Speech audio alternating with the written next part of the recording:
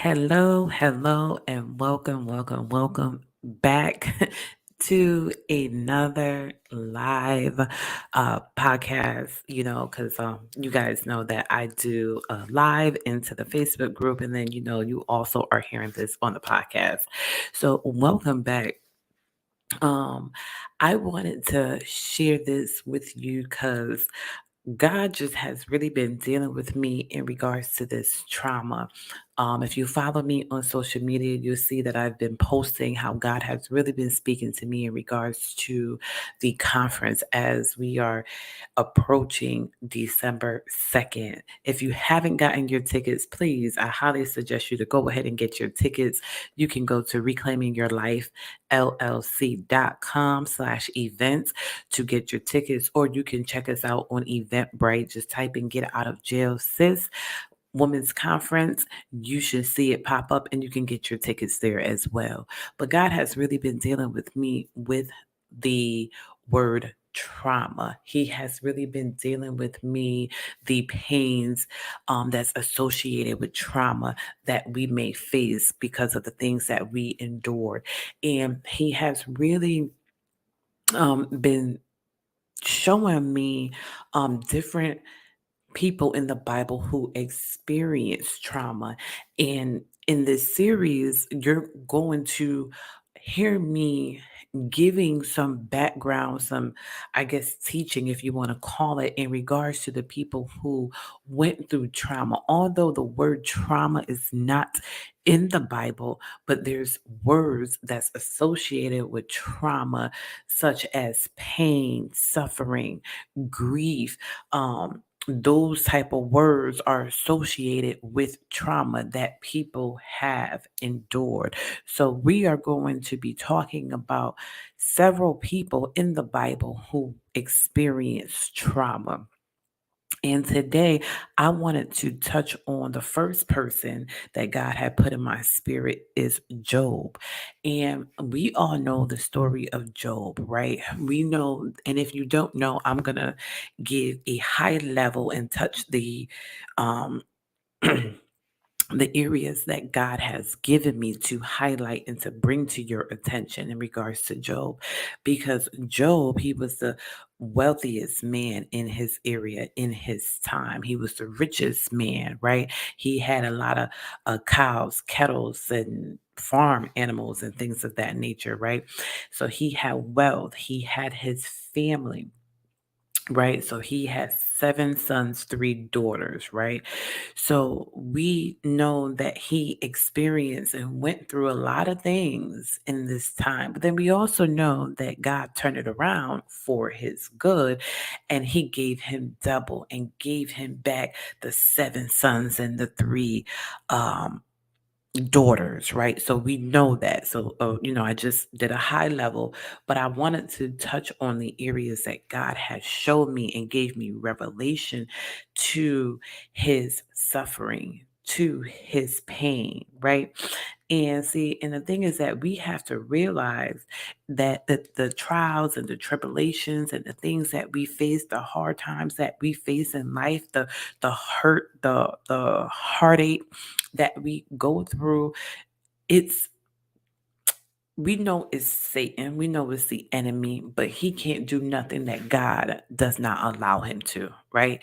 And each time that something happened to us, the enemy has to get permission from God to do that very thing. Because you see in Job, um, we know his wealth, family, and health was attacked, right? But each time the enemy had to go to God and say, yeah, you saying Job, he your dude, but is he really your dude if I take away this? And each time God gave him instructions that he had to follow. Okay.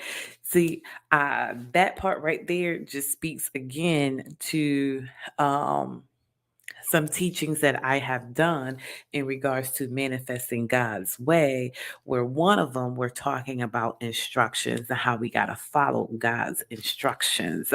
Okay? Because when we follow God's instructions, God would show up and God would do some things. But see, Job had to follow God instructions. You may hear I'm turning pages in my Bible because I want to um, say it word for word. I don't want to summarize it on what was said and how it was said. So let me, okay. So in the first time, well, not the first time, let me see. Oh, yes, the first time when God and the enemy, Satan, whoever you want to call him, when they first spoke. And he said, and God said, all right, you may test him. The Lord said to Satan. So this is Job 1, verse 12. He said, all right, you may test him. The Lord said to Satan. Again, this is the New Living Translation. Do whatever you want with everything he possesses, but don't harm him physically, right? So he gave him specific instructions. Do what you want with everything he possesses, but don't harm him physically, right? And he said that to him each time. He said that you can, he said, do again, this is Job 2, verse 6. He said, do all right, do with him as you please, the Lord said to Satan, but spare his life. So Satan left the Lord's presence. All right. So we know that the enemy can't do anything without God's permission and without God's instructions. He has to obey God. He has to follow his instructions, right? We all have to obey God, right? No matter who we are, we still have to obey God. And see, so right there shows that Satan really ain't got no power without with, Satan has no power. He only has what God allows him to have and to hold. There we go. So in the beginning, we know that Job was attacked, right? All his livestock was gone, right? This is part of the first test. All his livestock was gone. And his children were taken away. Now imagine how he may feel, right? Imagine how he may feel that you have someone come telling you that all your livestock is gone, your wealth. This is his bread and butter. That is gone. It's been taken away, but I was able to escape to come tell you. So boom, that's material things, right? So it may not have hit him as hard, but then now you come with another news where your children are all dead, but I escaped to be able to tell you. And Job 120 said that Job stood up and tore his robe in grief. And when I was doing some studying, I noticed that in those times, that was a way of showing grief, was the tearing of the clothes, the tearing of the robe. Because also in Genesis um 37:29, Jacob also had it showed it said that Jacob had tore his clothes in grief as well because of Jacob, yeah, because of his son Joseph. He was assumed that he was dead, right? So this is something that they did in those times in a way of grief, right? And immediately after that, he tore his robe in grief, but then it also says that he shaved his head and fell to the ground and worshiped. And he said, I came naked from my mother's womb, and I will be naked when I leave. The Lord gave me what I had, and the Lord has taken it away, and praise the name of the Lord. So he came into this world with nothing, right? And he know that he was going to leave with nothing, right? So that was a coping mechanism for him to realize and not to reject God or to doubt God or to be mad with God that God took everything he possessed away, right? And the thing is that I never experienced grief to the point where anyone close to me in my immediate family has passed. And I know that some people have experienced this with the loss of children, parents, close relatives that they grew up with, grandparents. And I can't even attest to how you feel or how you are even still feeling to this day. I cannot. And I'm not going to speak on that. Um, Only thing I can speak on is what God has given me to share with those who are grieving, who are suffering with pain. And I want to share with you because I realize the importance of knowing the words that we speak and we use, just a definition of words and kind of get some insight in regarding to that. And when I looked up grief, grief says the pain of mind produced by loss, misfortune, injury, or evils of any kind, sorrow, regret. We experience grief when we lose a friend, when we incur loss, when we consider ourselves injured, and by sympathy, right?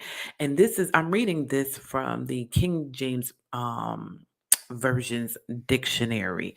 Now I can go ahead and pull up the definition of Greek in the actual dictionary. But I just want y'all to really understand and listen to what I'm saying because there's certain key words, right? So again, it says grief, a cause of such suffering, right? And we have to understand that, grief, it brings pain and it brings suffering, right? And I'm not saying, and God is not saying that you can't grieve your loss because you can. But I want to talk to those who may be grieving for years and years and years because of loss of a parent or a child or a close loved one. I want you to be healed from that. I want you to be able to be healed so that you can be able to walk into the fullness of what God has called you to do, to live according to his perfect will. I want you to be able to endure the blessings that he has for you. There's a process when it comes to grief. There's a process when it comes to grief. And what I'm going to read now, coming from Job 2, verse 13, I'm not saying that it takes this time, but it takes a certain amount of time. And that time is according to you and to God, however time that God gives you and how he deals with you in that moment. But Job 2, 13 says, that when his friends came and heard of what happened, they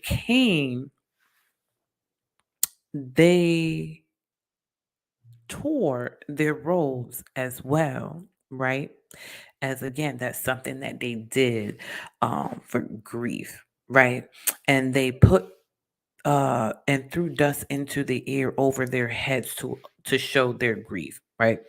But then 13 says, then they sat on the ground with him for 7 days and 7 nights. No one said a word to Job, for they saw that his suffering was too great for words. They seen that he was suffering, that he couldn't even talk, the pain that he endured, the pain that he had felt. And the definition of pain, there's few definitions, but I want to touch on um, where it says mental or emotional distress of suffering, which is grief, right? And when you're grieving, it can cause a lot of emotions, a lot of feelings.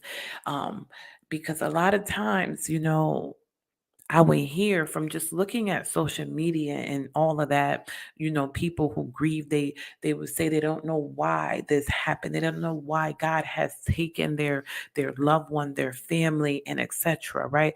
And all of these things, right?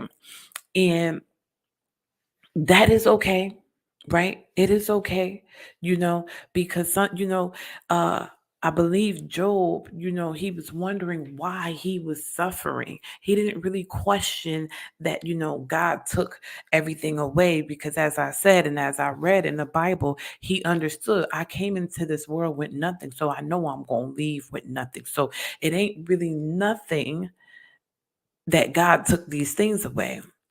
But why am I suffering? Why am I in pain? Why am I hurting? Is what Job was really saying, right? And that was one thing that happened, right? But then how do you feel when you just lost your livestock, you just lost your children, and then now God comes again and allows Satan to attack my health, where I'm having boils from the head, from my head to my feet? How do you think he may have felt during that time? That is some trauma for you, that these things is happening back to back.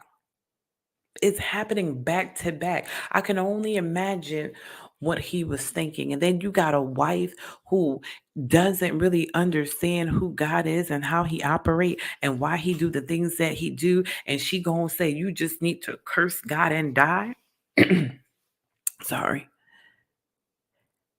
And we have to also be mindful in the time of grieving who we have around us. Because if you don't have God fearing people, they can talk and say anything to you and persuade you to make you want to hate God and to reject God, and to talk to God like God doesn't matter. Why you starting to question and say different things. Because see, when his friends now gave him his time to grieve in silence and just to be there with them, they all started to have their own perception as to why this is happening to Job. And Job said to them in 26, verse 4, where have you gotten all these wise sayings? Whose spirit speaks through you? This is where you have to be aware of your surroundings. All right. I apologize. I'm back, and I apologize if you hear any uh, noise in the background. One of the babies is up, trying to. I was trying to do this in peace, but one is up. All right. So hopefully you guys can still hear me. Um, so yes, back. So we have to realize who we have surrounding us when we are experiencing things, when we are going through pain, suffering, heartache, whatever trauma that we uh, endured, and who is there. And we have to recognize that, because you see, Job said, where have you gotten all these wise sayings? Whose spirit speaks through you? See, he already knew that it wasn't even God speaking through him based off of what he was saying, because he recognized and knows God's voice. So that's another thing that we have to really understand and know God's voice. And the way that we know God's voice is that we have to be so in tune with the Spirit. We have to be in tune with God's presence to know when He is speaking through other people and even through yourself. You have to watch the things that you are saying.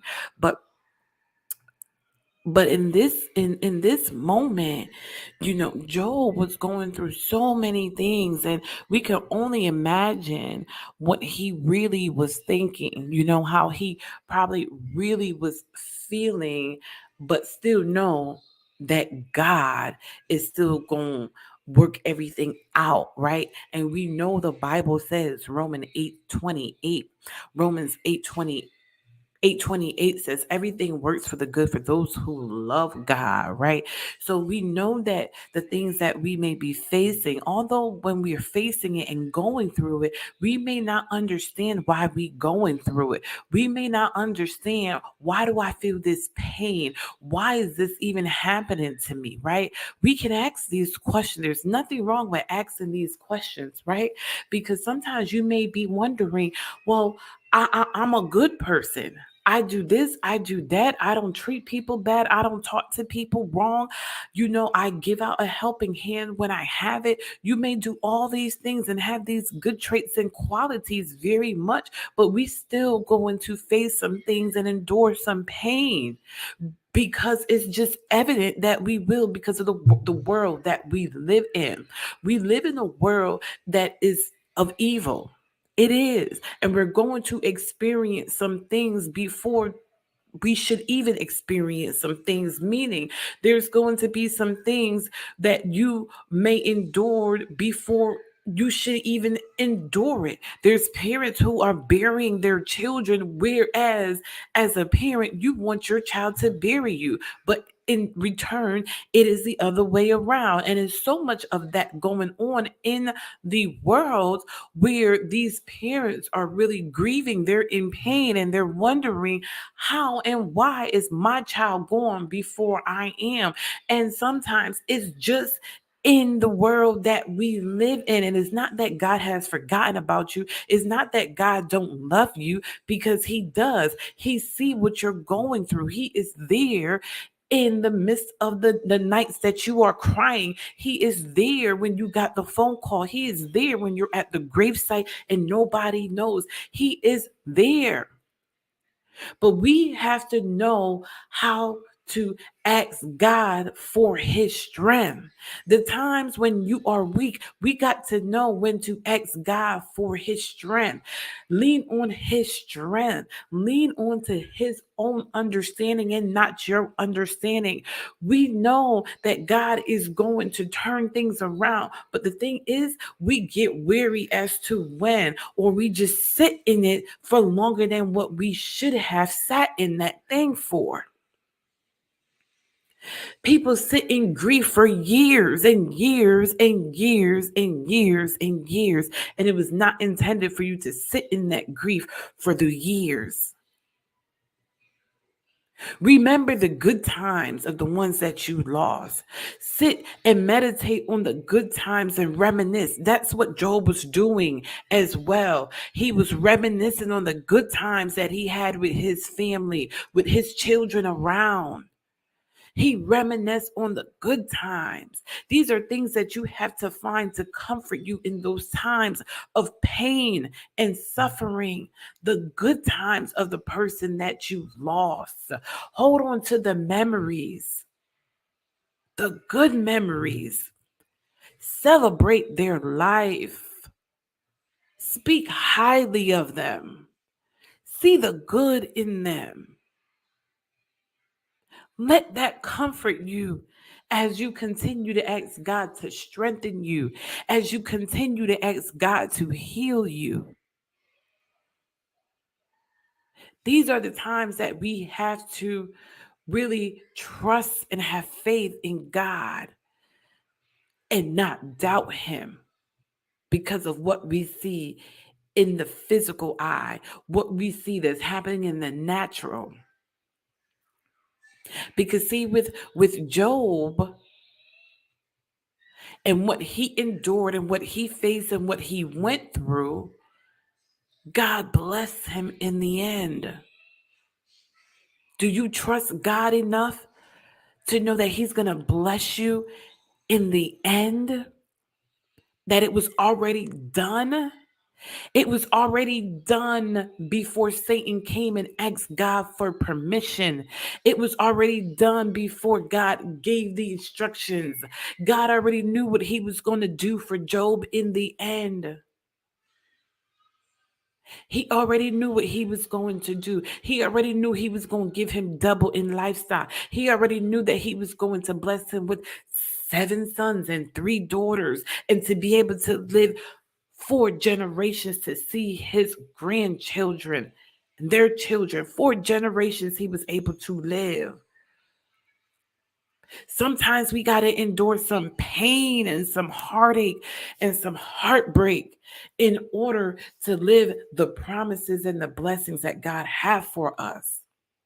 I'd rather live to see that than to be in the moments of suffering for years and being there for years. And I'm talking to those who is suffering in pain for years. I want you to be healed so that you can live what God has for you, the blessing that He has for you. But God is waiting you to close the door of the pain and the trauma. He's waiting for you to allow Him to come in so that He can heal you, so that He can elevate you, so that He can move you to the next. He's waiting for you to get out of jail, sis. He's waiting for you to take control. He's waiting you to take the keys to unlock the door of your cell. My God, He's waiting for you so that He can give you your next. He's waiting for your deliverance. Oh God, we don't realize that when we endure trauma, when we endure pain, when we endure suffering, when we endure heartache, when we endure brokenness, we have to be delivered from it. You have to be delivered from it to then be able to get the nurturing and the healing that you, so the healing can start. There we go. So the healing can start. You have to get the deliverance so the healing can start. So God can show you, this is what I have for you, but I had to allow you to go through this. I desire to give you more, but I had to allow you to go through this.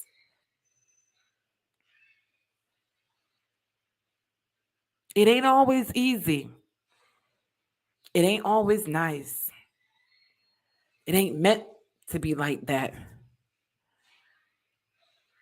Because this is why we have testimonies.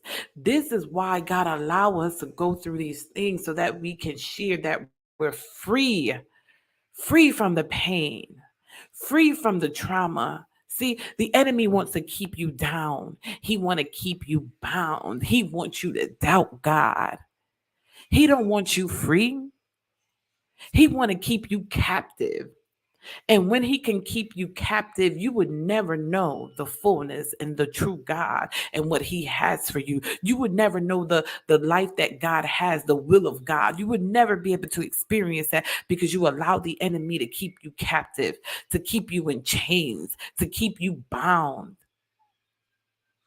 It's time for you to be free. It's time for you to get out of jail, sis. It's time for you to take back control. Take your life. You have the power. You have the authority. You have to speak life over your situation. You got to speak life over yourself. It is time for you to connect with God. It is time that you allow God to show you who He is. And to restore you, to restore everything that you thought you have lost. See, Job lost his children and got them back. I look at it compared to my life when I had a stillbirth and had a miscarriage. When I had the stillbirth, I was grieving in a way where I was just like, I asked God, why? Why did this happen? How can I have connected with this baby in the womb and then you took him from me?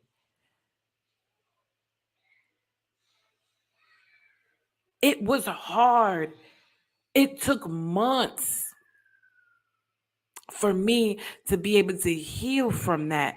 It took months. It took months for me to heal from that. And then to get pregnant months later again. And you can only imagine those who lost pregnancies, miscarriages, who even carried full term, and to know that their baby's gone. To carry another pregnancy and still worrying if God was going to take this one from me. But I came and had that baby full term, which is my daughter, my middle child. But just the pain of losing the baby, had to go through the whole delivery process, pushing out a child that has no heartbeat, that has no life, that's lifeless. The pain and the suffering attached to that. But see, that right there prepared me for the miscarriage that I had next. Years later, I understood God do things for a reason.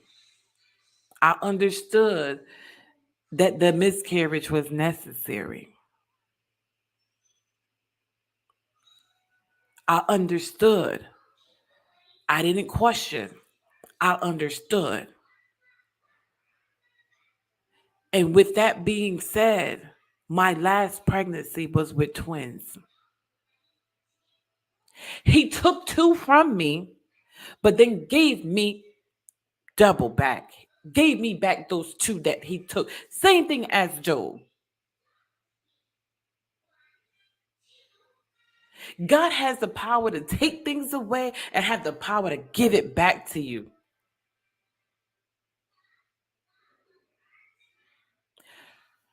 I don't know who this is for, but whoever is grieving, I pray that you are healed. Whoever who lost children, had miscarriage after miscarriage after miscarriage, continue to have faith and know that everything works for your good. Know that God is going to give you double or even maybe triple. I ain't praying on nobody wombs, but that's what was just in my spirit. He may give you double or even triple. Trust the process. Because if God told you you're going to have children, you're going to have children. Despite what the doctors tell you, despite what your womb is trying to tell you, that ain't nothing but the enemy trying to get you to miscarry your blessing, to miss your blessing, to abort your blessing. That's the word I was looking for. It ain't nothing but the enemy trying to play tricks in your mind to have you to abort what God has said.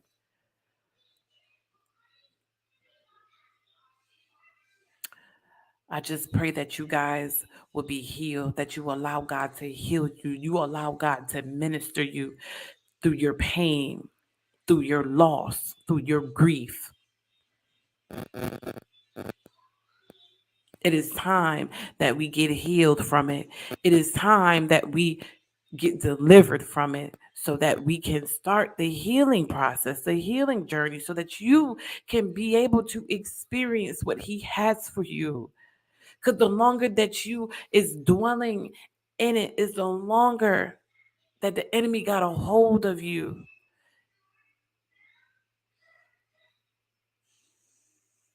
Ask God to walk you through this process. Ask Him for His strength, because you can't do it on your own strength. I pray that this had blessed you.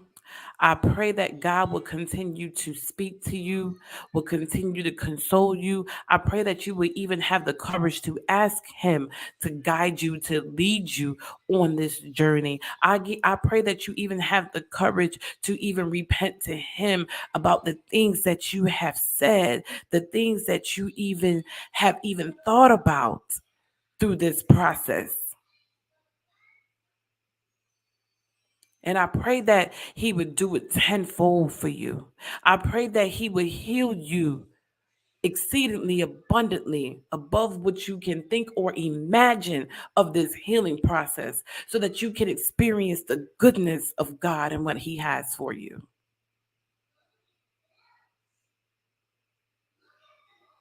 And that's all that I have for you all today. Just remember that everything works for your good. Nothing that happened to you in the past, even now, or even in the future, is not in vain. You just have to allow God to come in to deliver you so that you can start healing, so that you can experience what He has for you. Because the longer that you're in that pit of pain, hurt, suffering, is the longer that you're not going to experience what He truly has for you. Because you'll be surprised when you no longer let the enemy try to control your emotions and how you think and how you perceive things. Get rid of the friends that's condoning you to stay in that. Get rid of them. Ask them whose spirit speaks through you. Ask God to release, to uh, ask God to show you, reveal to you who is in your corner. Ask God to bring those to you to help you to get to your next. Ask God to bring those people. Ask God to show you the man or woman of God. Ask God to show you the church that you need to go to be able to help you during this time. Ask God these things and to show you and to reveal to you. Because in this season, it's important for you to be healed. And that's all I want to share with you all. You guys have a wonderful and blessed day. Until next time. Bye.